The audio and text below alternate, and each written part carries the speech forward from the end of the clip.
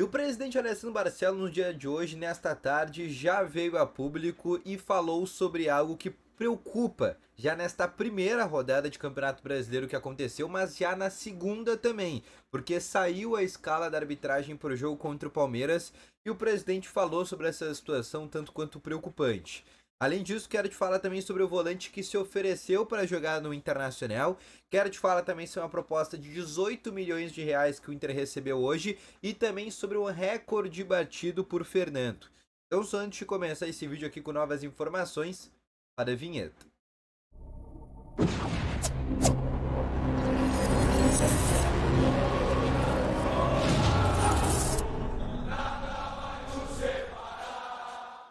Boa tarde, colorados! Começando aqui com novas informações sobre o Internacional e só antes de começar com esse vídeo, não esquece já de deixar o teu gostei, te inscrever no canal e ativar também aqui o sininho de notificações, que é muito importante, tá bom? Começando aqui com as principais informações do Internacional no dia de hoje, o Internacional que se reapresentou no CT Parque Gigante nessa tarde, começou a preparação para o jogo da quarta-feira contra a equipe do Palmeiras, jogo pela segunda rodada do Campeonato Brasileiro. Hoje foi apenas um trabalho regenerativo por parte dos jogadores, a partir de amanhã que o técnico Eduardo Cudê vai ter que realmente começar a preparar essa equipe para o jogo contra o Palmeiras na próxima quarta-feira, tá? Sobre problemas, tá? O técnico Eduardo Cudê não sabe exatamente se vai poder contar ainda com o Arangues, mas é um jogador que pode também ficar de fora dessa partida.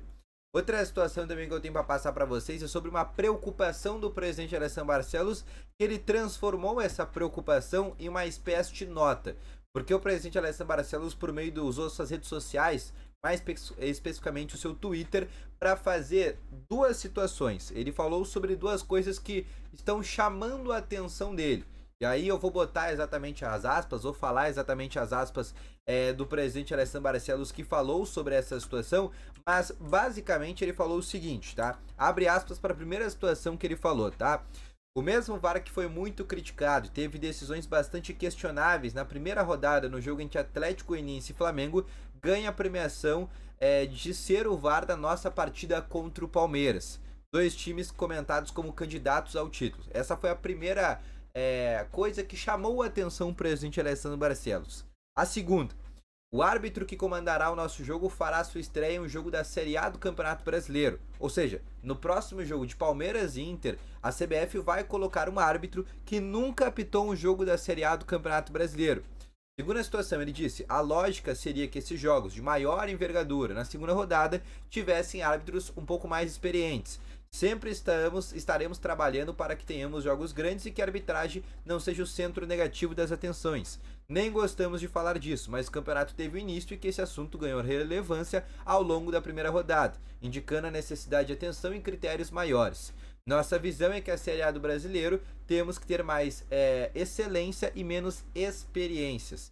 Além disso, vamos torcer para que tudo isso não entre em campo, né? Vamos torcer para que seja isso que entre em campo. O presidente Alessandro Barcelos falou sobre duas situações. A primeira, ele já trouxe informação pra gente. O árbitro da partida, né, o VAR da partida de Atlético Goianiense e Flamengo vai ser o VAR da partida de Palmeiras Internacional. Segunda situação, ele também já sabe que vai ter um árbitro novo, né, nesse jogo também contra o Palmeiras. Um árbitro estreante que nunca apitou um jogo de Série A do Campeonato Brasileiro.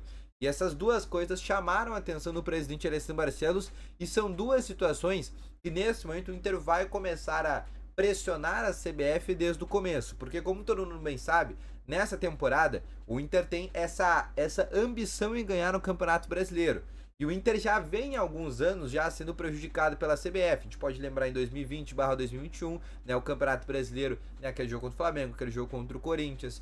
Por exemplo, já teve também outros problemas que aconteceram nos últimos anos. E este ano, como é um ano que o Inter está com muita missão no Brasileirão, né, a prioridade do Inter, o Inter também vai jogar muito forte nos bastidores para que a CBF não faça o que está fazendo nessa segunda rodada. Na primeira rodada, coloca um árbitro que só tinha apitado os jogos do Bahia.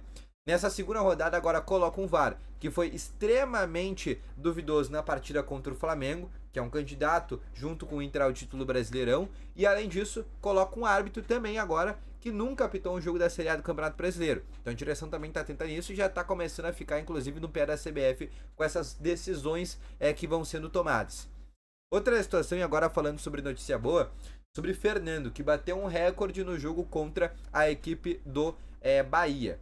Fernando conseguiu bater um número, né, uma estatística que não acontecia desde 2019, que é um jogador do Internacional fazer um gol, completar mais 70 passes certos, né, ou seja, 90% de precisão no passe também, e ter feito, né, um gol nesta partida, além de 8 bolas recuperadas. Isso, um jogador do Internacional fazer essas situações não acontecia desde 2019. Sim, desde 2019 essa situação não acontecia e foi algo que o Fernando conseguiu fazer e que exemplifica exatamente a grande atuação que ele fez no estádio Beira-Rio no último meio de semana. Outra situação também que eu quero falar para vocês é sobre David, porque hoje o Inter recebeu uma proposta do Vitória da Bahia, uma proposta muito boa pelo David. A informação foi inicialmente trazida pelo Vene Casagrande, tá? A proposta que o Inter recebeu é de 3 milhões e 600 mil euros por 60% do David, que é o que o Inter tem. Sim, 3 milhões e 600 mil euros.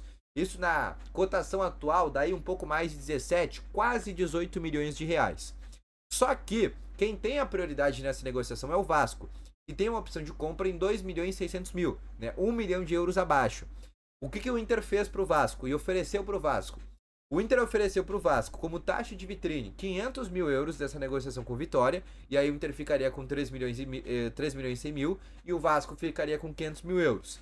Mas o Vasco não quer liberar o jogador. Por que o Vasco não quer liberar o jogador?